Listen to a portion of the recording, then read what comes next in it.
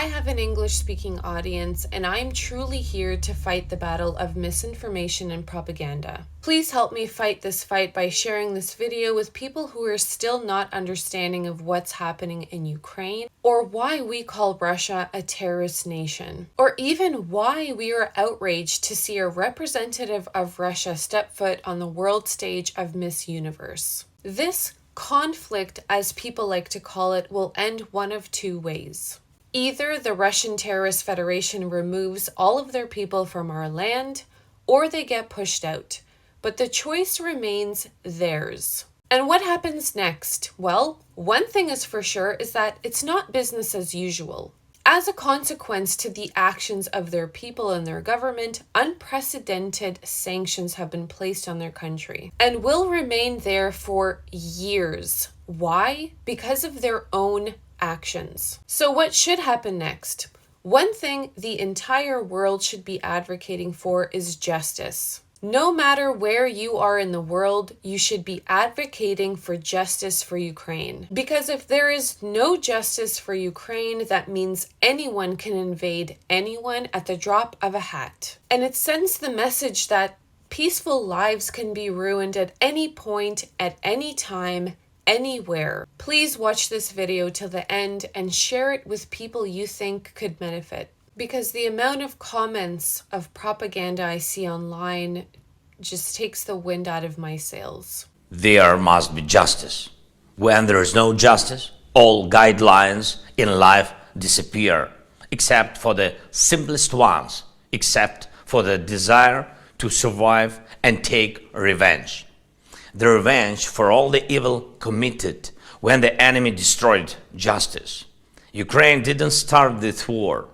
This is an unprovoked and brutal aggression with one aim: to destroy our nation and get rich on everything taken away from our country. The scale of the Russian crimes on Ukrainian soil leaves no doubt. This was the plan of the Russian leadership. These are the terms of the invasion they agreed to. All this terror, killings, torture, looting. Wherever Russian troops entered Ukrainian territory, professional Russian torturers came with them. People are electrocuted, raped, shot in the limbs, starved to death, left without water and sleep. The burial of tortured people in the occupied territory, in the yards of houses, in the forests, on the roadside, is a companion of the Russian state flag.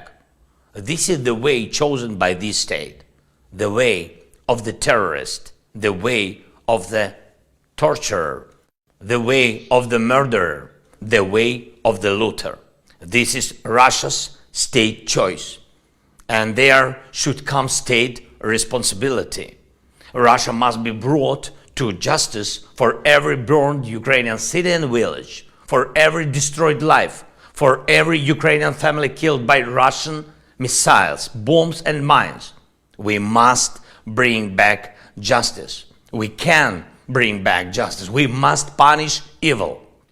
The International Criminal Court had the jurisdiction to prosecute Russian war criminals. The International Tribunal for the crime of Russia's aggression against Ukraine will have the jurisdiction to bring to justice the highest officials of the Russian politics and army who launched this war of aggression. The special compensation mechanism will have the power to compensate Ukraine and every person affected by Russian aggression for the damage done by Russia. Compensation should be covered by the Russia's assets and all those associated with it. This terrorist war of Russia against Ukraine should be the last such war. Never again should any other state step on such a path of terror. Revenge will not do it. That is why justice is needed. I thank everyone who helps us on this path to justice. I thank everyone who helps us to save people and protect our country. Life will win. Slava Ukraini!